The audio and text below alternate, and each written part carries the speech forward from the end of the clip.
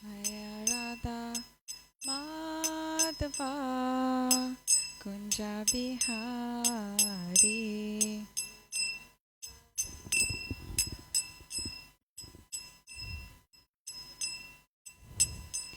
Jaya Radha Madhava Kunja Bihari.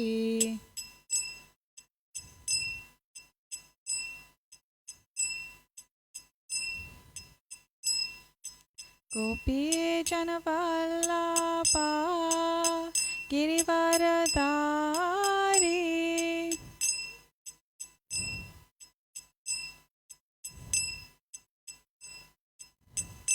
Jaya Gopi Janavallabha Girivaradari.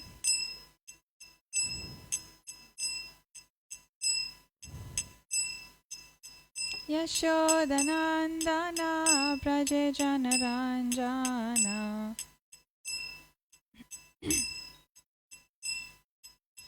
Yashodanandana Praje Janaranjana.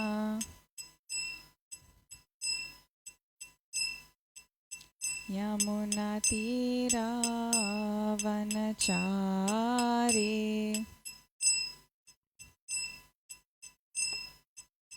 Yamunatira Vanachari.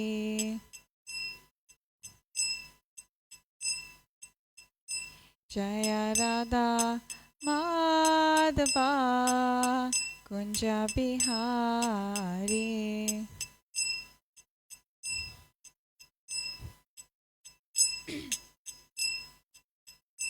Jaya Shri Krishna Chaitanya Prabhu Nityananda Shri Advaita Gadadhara Shrivasadi Gaura Bhakta Vrinda.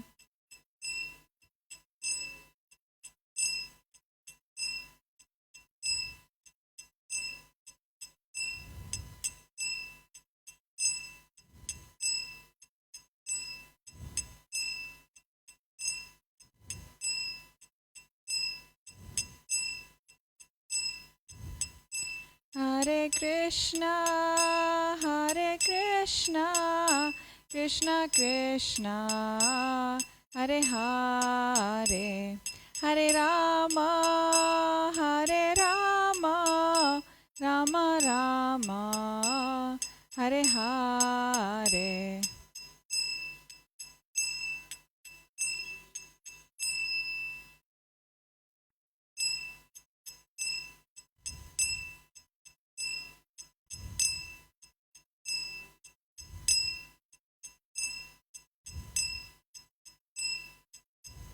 Hare Krishna, Krishna Krishna, Hare Hare, Hare Rama, Rama Rama, Hare Hare.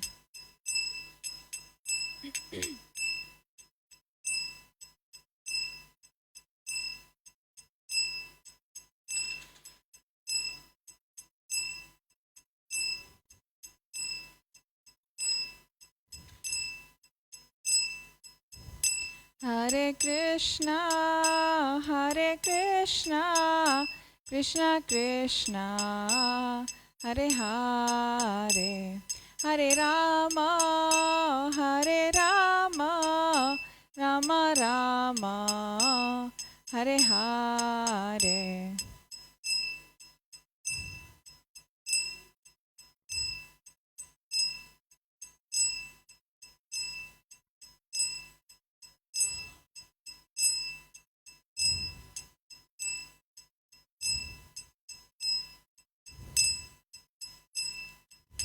Hare Krishna, Krishna Krishna, Hare Hare, Hare Rama, Rama Rama, Hare Hare.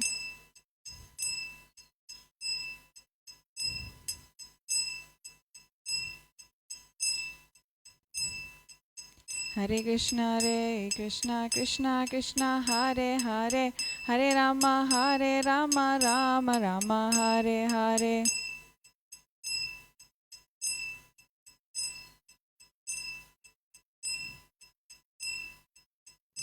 Hare Krishna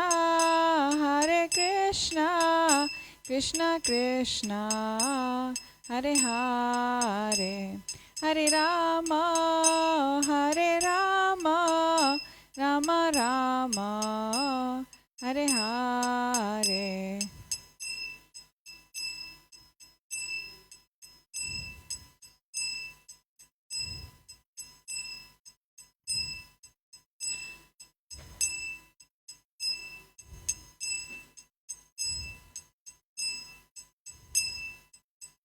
Hare Krishna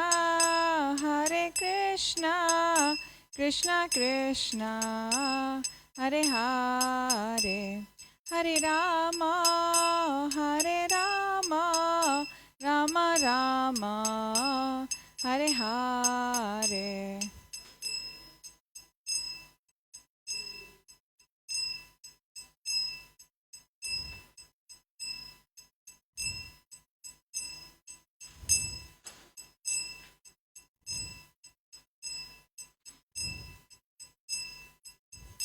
Jaya Prabhupada, Jaya Prabhupada, Prabhupada, Jaya Prabhupada.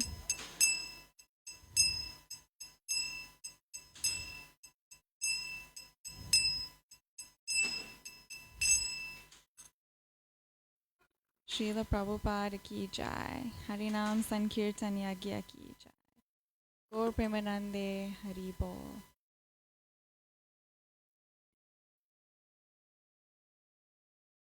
So, welcome to the Srimad Bhagavatam class. Thank you all for coming. And I seek the blessings of all of you to say something of value. You're all my seniors, so please give me blessings.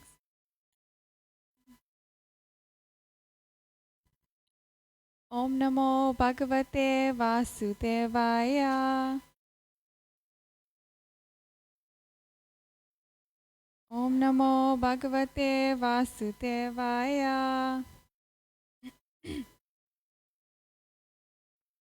Om Namo Bhagavate Vasudevaya.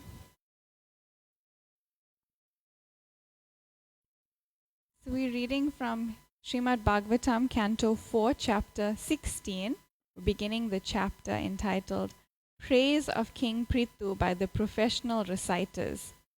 And we'll be reading text 1. So we can go line by line. Maitreya Uvacha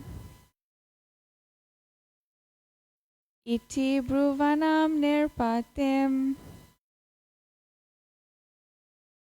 Kaya Kamuni Chodita Tushtuvushtushtamanasas Tadvag Amrita Sevaya. Maitreya Uvacha Iti Bruvanam Nirpatim Kaya Kamuni Chodita Tushtavushtushtamanasas Tadvag Amrita Sevaya. Maitreya Uvacha Iti Bruvanam Nirpatim Kaya Kamuni Choditaha Tushtavushtushtamanasas Tadvag Amrita Sevaya.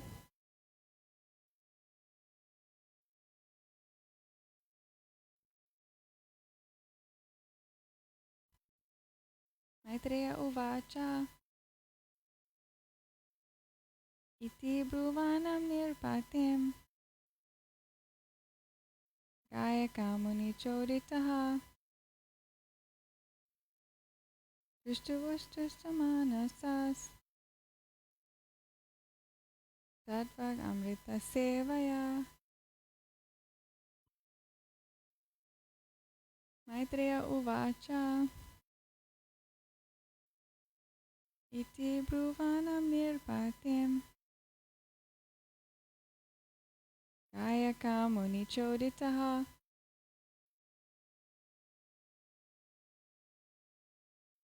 Tustamanasas. Tatvag Amrita Sevaya.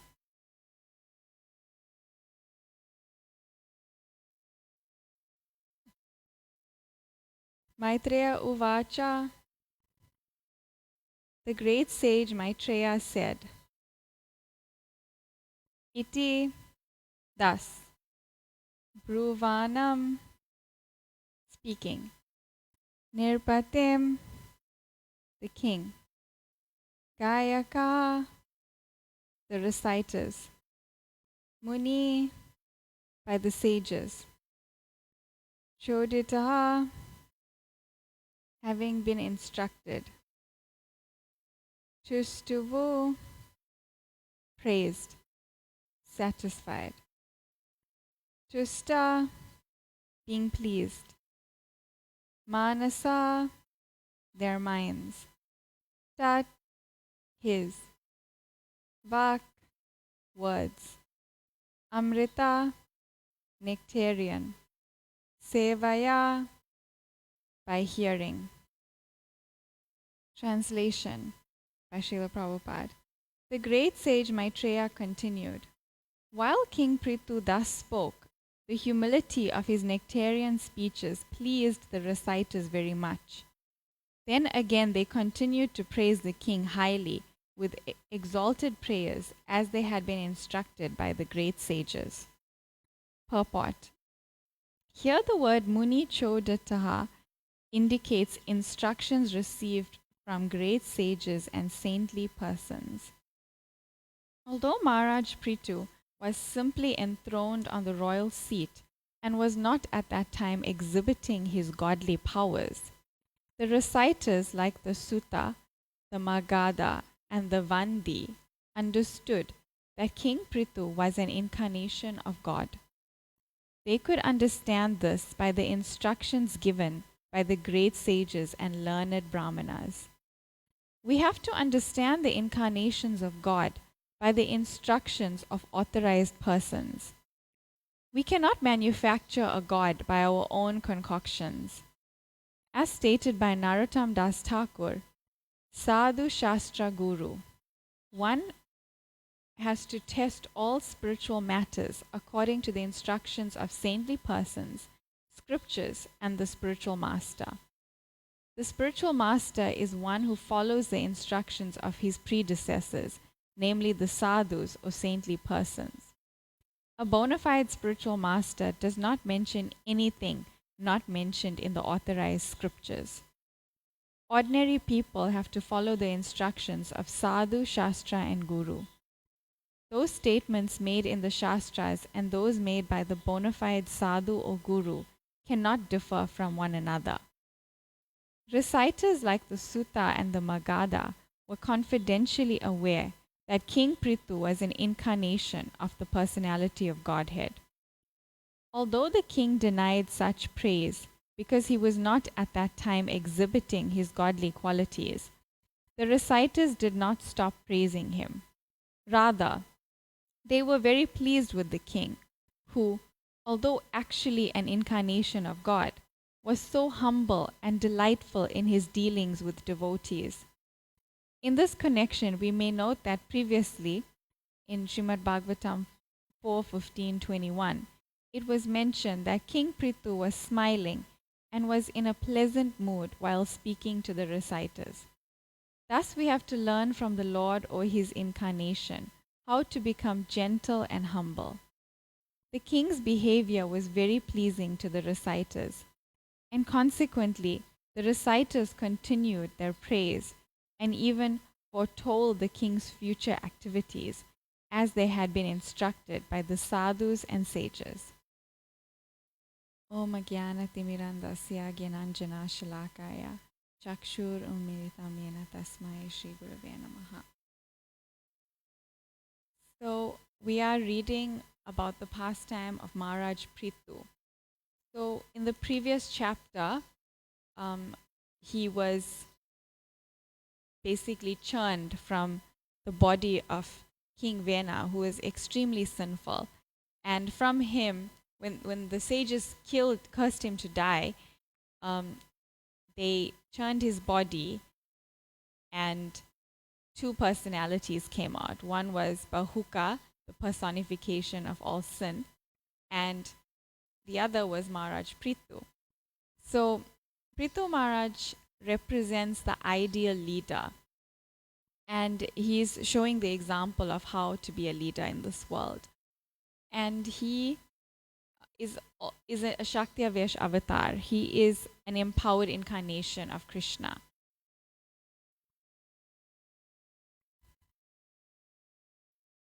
So at this time in the previous chapter, there were all these, once he appeared, there were all these demigods and great personalities coming and offering him items, worship and praise.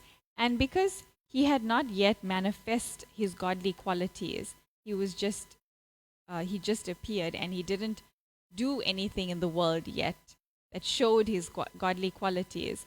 It seemed premature for all these demigods to offer him such praise. And they did it rightly so, because he is an incarnation of God and he deserves the praise. But he felt that he was unworthy of the praise yet because he had not manifested any of these qualities. So it just shows how he is so saintly. It's the opposite of what we experience in modern times. Nowadays, people want praise, and when they don't have the qualification to receive it. And Maharaj Prithu, on the other hand, has the qualification, but does not want to receive it. So in modern times, everyone is pretending to be an incarnation of God. They're acting like I'm God in some way, and they're cheating people. But Maharaj Prithu, who is God, is acting that he's not God because he doesn't want to receive the praise. So it's just a nice contrast to the current times. And in the purport, Srila Prabhupada is very strong about this point of how, and in the purports also in the previous chapter, about how Maharaj Prithu was so humble that he did not accept this praise. And he goes on in the previous chapter saying it shouldn't be due to me. This praise shouldn't be given because I have not manifested anything yet. And that pleased the reciters more because they could see how humble he was. He's a true leader. And Srila Prabhupada brings up an important point about how we cannot manufacture a God. We cannot assume someone is God or accept someone as an incarnation of God without proper evidence. And at that time, at least when Srila Prabhupada was writing these purports, there were many incarnations in India, lots of people claiming that they're God, doing some small magic trick and fooling people. Because the innocent population, they don't know what is the qualification of God. They don't know what are the qualities of God, what are the pastimes of God and the activities. So if they saw someone just manifesting some small power, they would accept, wow, this person is God. And Srila Prabhupada also commented that people think manufacturing a small amount of gold means you're God. But actually, Krishna can manufacture unlimited gold. He can lift Govardhan hill. He can kill the demon Putana as a baby. He can kill the Agasura demon. Krishna can perform all these wondrous activities. And if you challenge the incarnations, the people who are claiming to be incarnations, and say, lift up Govardhan hill and perform all these pastimes of Krishna, they can't do it. But because the general population don't know the qualities and pastimes of Krishna, they're not able to challenge. So it's it's actually our responsibility to educate everyone as to who is actually God, so that they don't continue to be cheated by false gods. And that was previously. I don't know how many incarnations there are currently. I mean, I did see online actually one such personality with tulsi on his feet, like tulsi leaves on his feet. And that is like the personification of trying to take Krishna's position, because Krishna has tulsi leaves on his feet. So that was weird to see in the modern day. But there are such things going around. But these days, our pretense of trying to be God is not so overt. It's not like we claiming to be an incarnation. These days, we are just trying to be the center of our life. We're trying to enjoy. We're trying to enjoy as if we're God. So even people who have these multi-million-dollar companies, the CEOs, they have this, in many cases, they have this pride, like they're in control. They are supreme. They are unstoppable, unbeatable. They are, it's in a subtle way, trying to take the qualities of God, of Krishna. And everyone's doing this in the material world in a smaller or larger scale. And the more opulence people have generally means that they have more facility to assume that they're God without saying, I am God, but they act as if they're God. Everything revolves around them. All facilities meant for their enjoyment. So Srila Prabhupada is very strongly refuting that anyone other than Krishna is God. Shri Radharanath ki jai, Shri Chaitanya Mahaprabhu ki jai, Shri Giriraj Govardhan ki jai, Srila Prabhupada ki jai.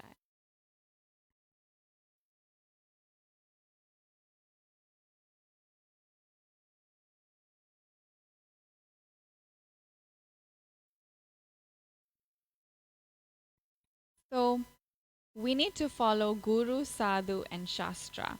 What does the Shastra say about the incarnations of God? In Srimad Bhagavatam, 11th canto, chapter 4 and 5, there's a very nice description of the different incarnations that appear in the different ages. I'm just going to read some of those verses.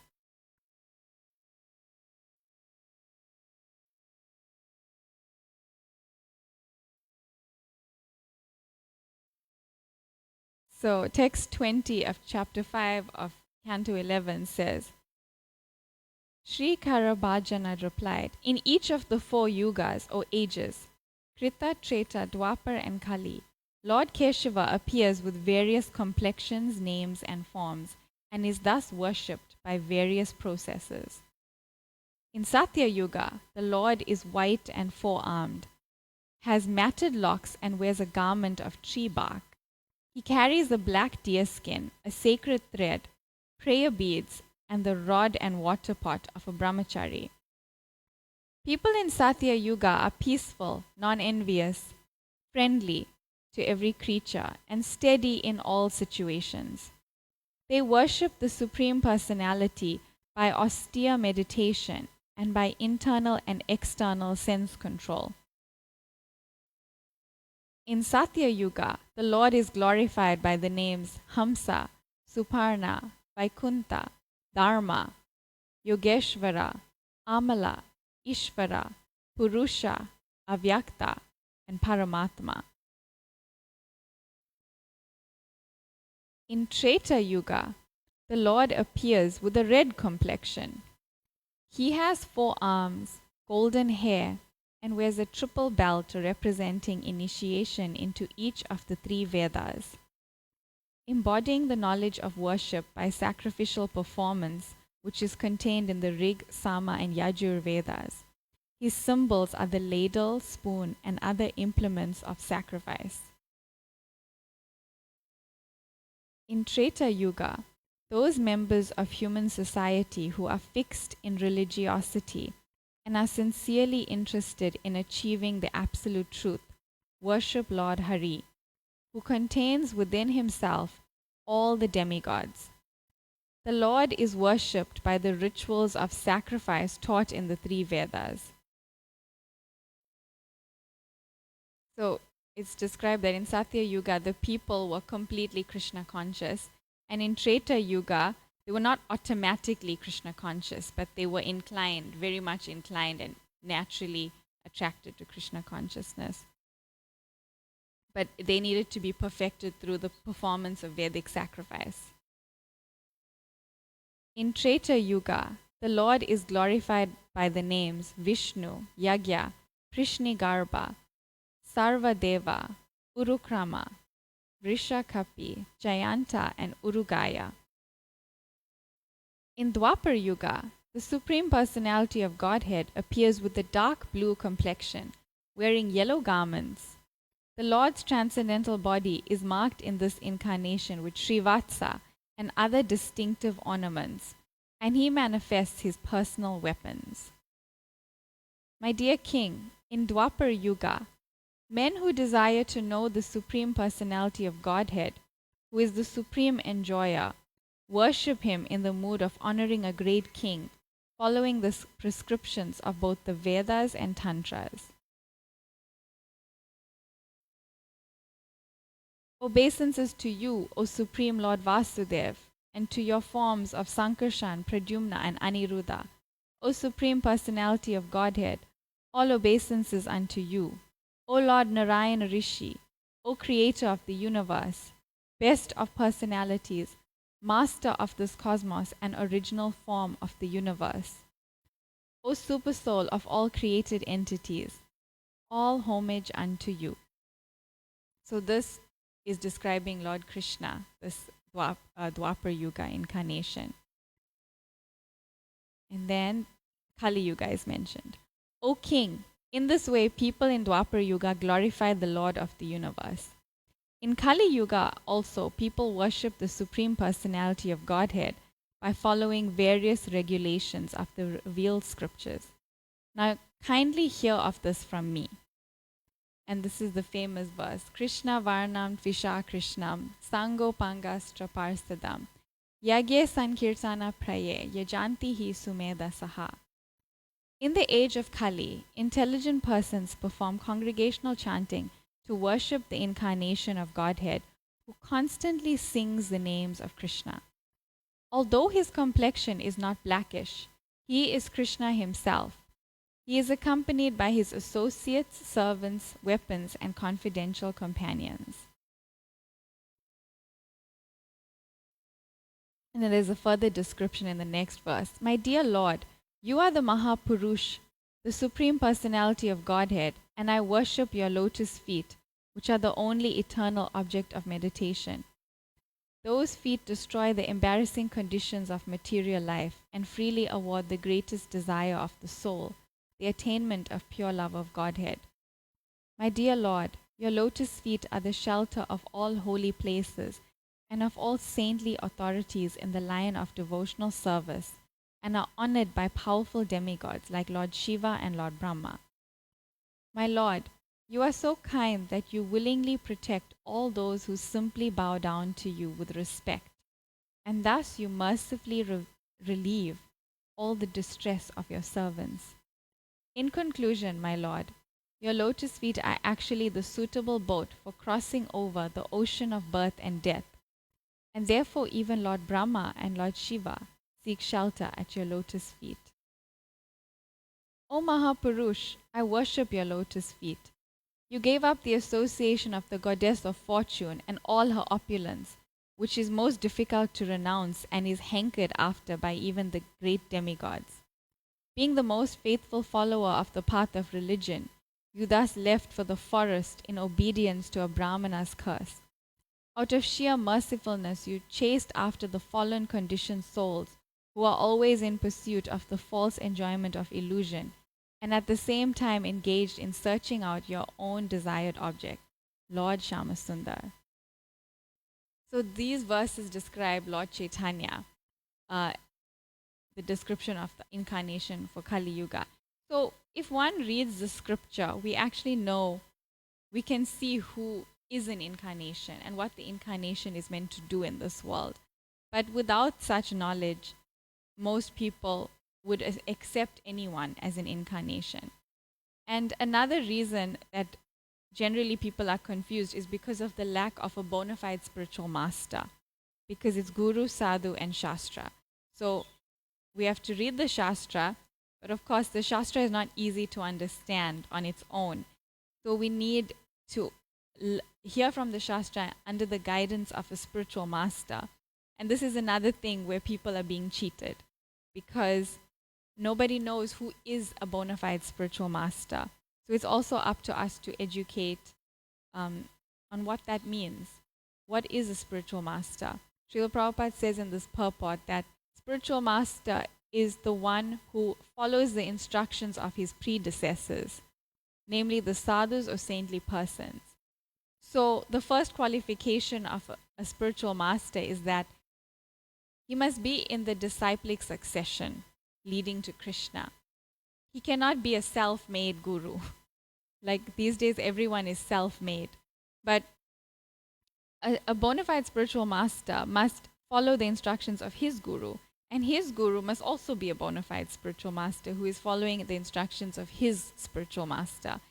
And all the way like that, there must be a link back to Krishna. So we are fortunate that we have Srila Prabhupada, who directly comes in such a line, disciplic line, and has explicitly revealed the line and who the personalities are in this line of disciplic succession. So there's no confusion as to his, where did he get his knowledge?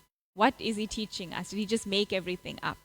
Because these days there's many people who can make up something, and if they get enough followers or enough influence, it's just believed to be true. Like on social media, everyone is now self-made. Like they're self-made. There's this concept of being self-made, which means I don't need anyone. I do everything on my own. Like I built my life the way it is. I studied, I worked, I started a company. I did my whole life, like I did it all by myself. So that mentality also infiltrates spiritual understanding, where people think, I'll just figure out my spiritual path myself. I will, I'll know what's best for me. I will do what's best for me and what I feel. And to some extent, everyone has to obviously be comfortable with their spiritual path. But if one feels a spiritual path that's not linked to any bona fide practice, then it's not going to lead you anywhere. It's like taking a dead-end road, a long road that has no destination. Like let's say there's a crossroads and you don't know which path to take, and one road looks very beautiful, but it is a dead end. It doesn't lead anywhere. And then there may be some other roads which don't look so attractive, but they actually lead you to the destination you want to go to. So one may be fooled and think, oh, this path looks attractive, I'll just take that road, but it doesn't lead anywhere. So that's the path of thinking that we know best, we know what we want. And such a path of being self-made is actually based totally on the mind and senses. And from Bhagavad Gita, we know that our mind cannot be trusted until it is purified. Our mind dictates all kinds of desires that we may or may not have. And the mind generally is in the business of accepting and rejecting quite frivolously. So sometimes the mind pushes us to do things that we wouldn't want to do if we had strong intelligence. That's why it said the mind is above the senses, but the intelligence is above the mind. So when we have strong intelligence, we can control our mind into doing what's beneficial for us. But without strong intelligence, our mind is actually uncontrolled. So we can't trust it. Whatever, if the mind tells us like this would be a good spiritual path for you to just see how you go with it, whatever makes you feel good, it might not be the best path. It might not be the right path that's going to lead you to the destination, which is back to Godhead. So until we go through the process of purifying our mind, we cannot trust it. And that's why we cannot trust our mind and senses.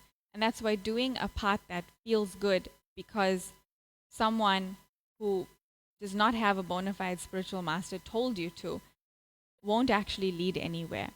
So this is also what's happening in the current day, where there's all these personalities who are putting forth some kind of process that's meant to have some spiritual awakening.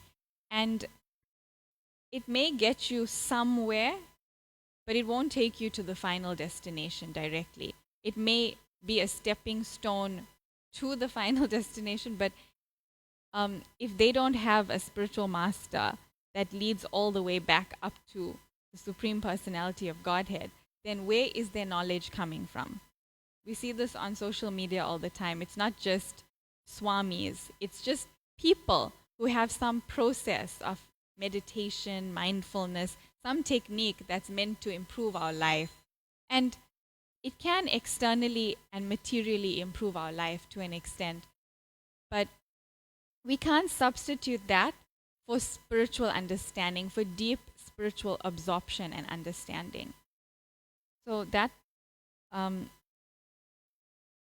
this is the point of having a bona fide spiritual master. And some may say, why do we even need a spiritual master? My heart, I'll follow the path of my heart.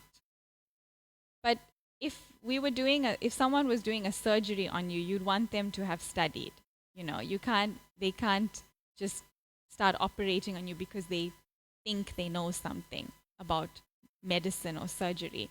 So everybody needs a teacher in whatever field of life we are doing. And we need a qualified teacher, an authorized teacher. The definition of acharya is one who teaches by example. So a teacher is meant to not just tell you the way, but they're meant to show you the way by the way they live. So that's the benefit of having a spiritual teacher and one who comes in a bona fide line of disciplic succession.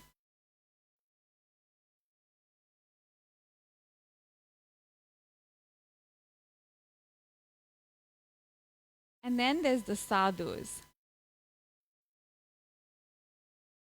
The sadhus are guiding and nourishing us.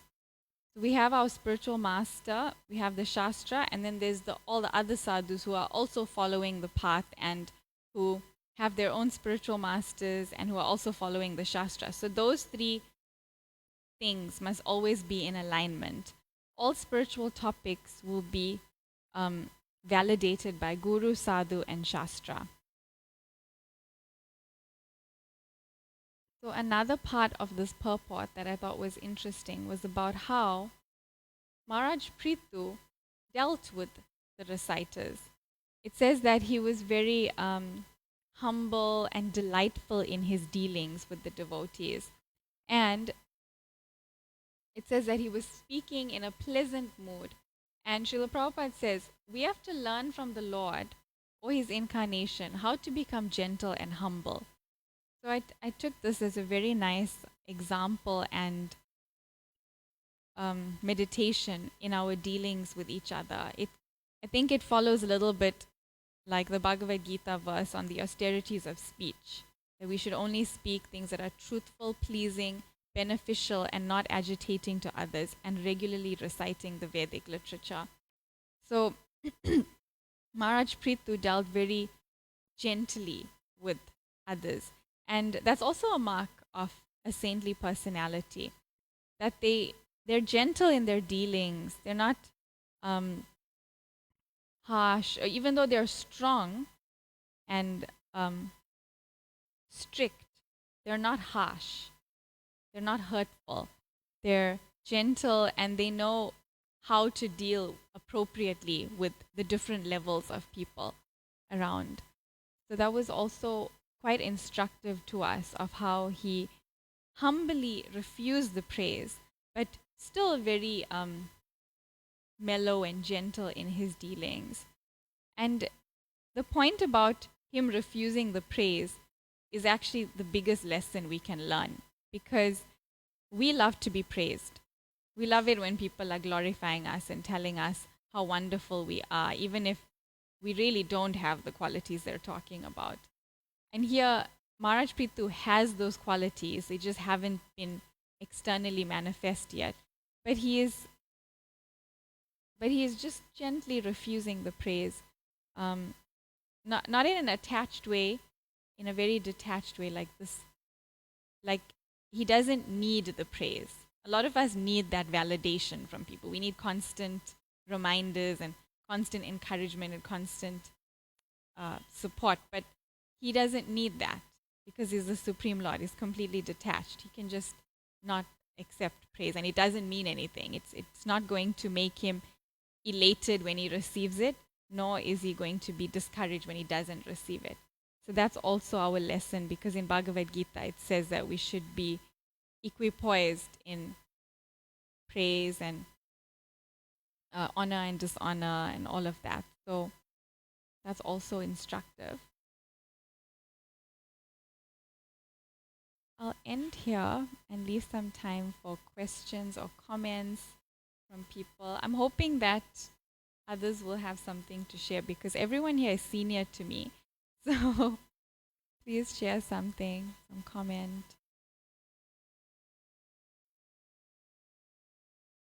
anything.